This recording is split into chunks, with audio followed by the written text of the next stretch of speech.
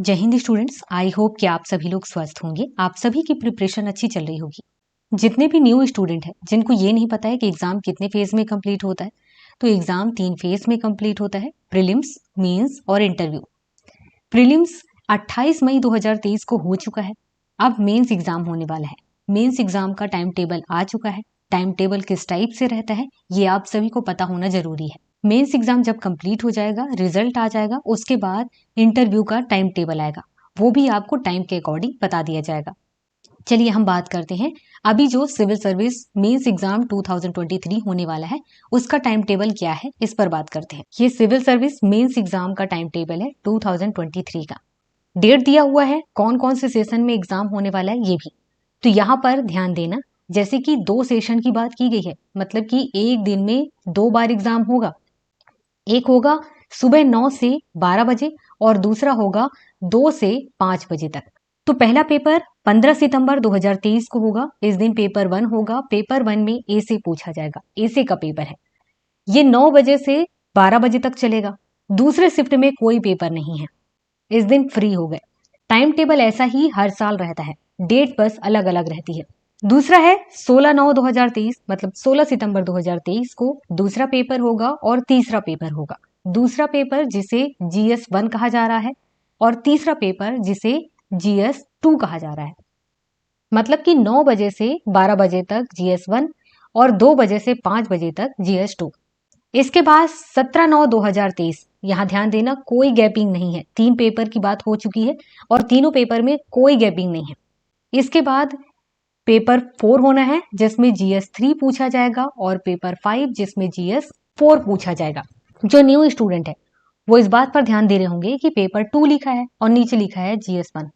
तो GS1 कोई subject है क्या? नहीं, GS1 एक सब्जेक्ट का ग्रुप है।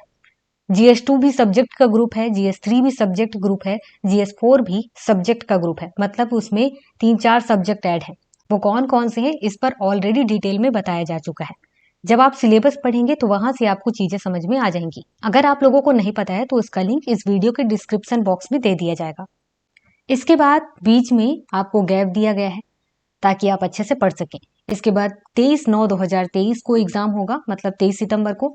इस दिन 2 पेपर होंगे, दोनों शिफ्ट में, पेपर ए और paper B. Paper A Indian language का है और पेपर बी इंग्लिश का है।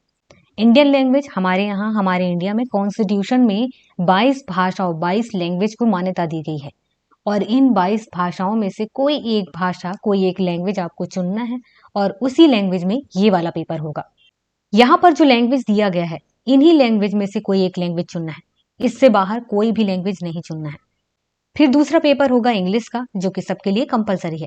और तो और ध्यान देना, ये दोनों ही पेपर में पास होना होता है, ये आपको याद होना चाहिए। कंपलसरी भी है और पास होंगे। इसके बाद नेक्स्ट है जो कि 24 सितंबर 2023 को होगा, ये है ऑप्शनल सब्जेक्ट। ऑप्शनल सब्जेक्ट को पेपर 6 या पेपर 6 और पेपर 7 बोलते हैं। जो ऑप्शनल सब्जेक्ट है वो फर्स्ट और सेकंड दोनों शिफ्ट में होगा। 2 पार्ट में ऑप्शनल सब्जेक्ट बटा होता है। यहाँ पर देख रहे होंगे ये सब्जेक्ट लिस्ट दिया हुआ है।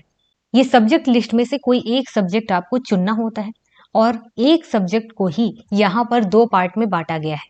ऑप्शनल सब्जेक्ट का मतलब होता है कि आपको उस सब्जेक्ट के बारे में डीप नॉलेज होना चाहिए।